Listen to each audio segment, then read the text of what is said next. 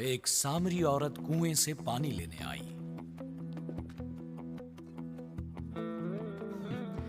मुझे थोड़ा पानी पिला।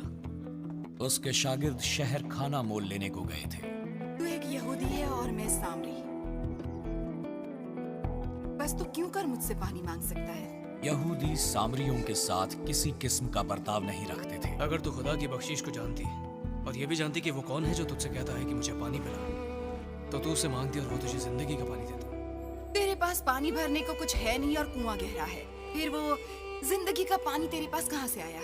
ये कुआं हमारे बाप याकूब ने हमें दिया और खुद उसने और उसके बेटों ने और उसके मवेशी ने इससे पिया। क्या तू याकूब से भी बड़ा है?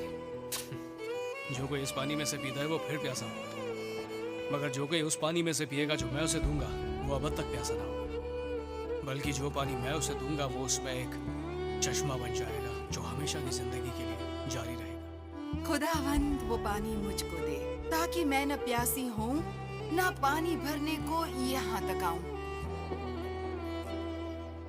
जा अपने शौहर को यहाँ बुला ला। मैं बेशौहर। तू ठीक कहती है कि मैं बेशौहर हूँ, क्योंकि तू 5 शौहर कर चुकी है और जिसके पास तू अब है वो तेरा शौहर नहीं है। ये तूने सच कहा। मुझे मालूम होता है कि तू कोई नबी है। हमारे बाप दादा ने इस पहाड़ पर परस्तिश की और तुम यहूदी कहते हो कि वो जगह जहाँ परस्तिश करनी चाहिए यरूशलेम में है। मेरी बात का यकीन करो कि वो वक्त आता है कि तुम ना उस पहाड़ पर खुदा की परस्तिश करोगे और ना यरूशलेम में। तुम जिसे नहीं जानते उसकी परस्तिश करते हो, हम जिसे जानते हैं उसकी परस्तिश करते हैं, क्योंकि नजात यहूदियों में से है। मगर वो वक्त आता है, बल्कि अभी है, कि सच्चे परस्तार बाप के परस्तिश रूह और सच्चाई से करेंगे, क्योंकि बाप अपने लिए ऐसे ही परस्तार ढूंढता है। खुदा रूह है और जरूर है कि उसके परस्तार रूह और सच्चाई से परस्तिश करें। मैं जानती हूँ कि मसीह आने वाला है और जब वो आएगा तो हमें सब कुछ बातें बता देगा। मैं जो तुझसे बोल रहा हूँ वही हूँ। उसी घड़ी उसके शागिर्द वापस आ गए और ताज्जुब करने लगे कि वो औरत से बातें कर रहा था। लेकिन उनमें से किसी ने उस औरत से ना पूछा कि तू क्या चाहती है, या यीशु से कि तू क्यों इस औरत से बातें कर रहा है। तब वो औरत अपना घड़ा छोड़कर शहर वापस चली गई।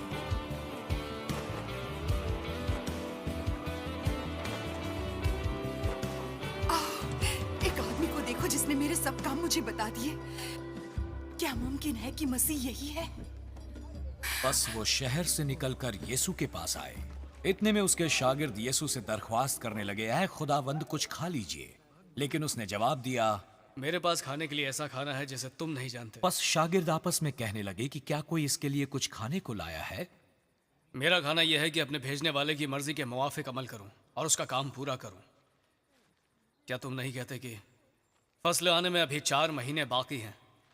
मगर मैं तुमसे कहता हूं कि अपनी आंखें उठाकर खेतों पर नजर करो कि फसल पक गई है और कटाई के लिए तैयार है। काटने वाला मजदूरी पाता और हमेशा की जिंदगी के लिए फल जमा करता है, ताकि बोने वाला और काटने वाला दोनों मिलकर खुशी करें। क्योंकि इस पर यह मिसल सादिक आती है कि बोने वाला और है और काटने वाला और।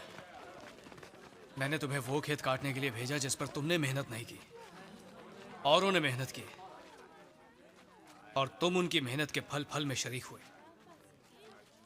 और इस शहर के बहुत से सामरी उस औरत के कहने से जिसने गवाही दी कि इसने मेरे सब काम मुझे बता दिए, और उस पर ईमान लाए। बस जब सामरी उसके पास आए तो उससे दरख्वास्त करने लगे कि हमारे पास रह।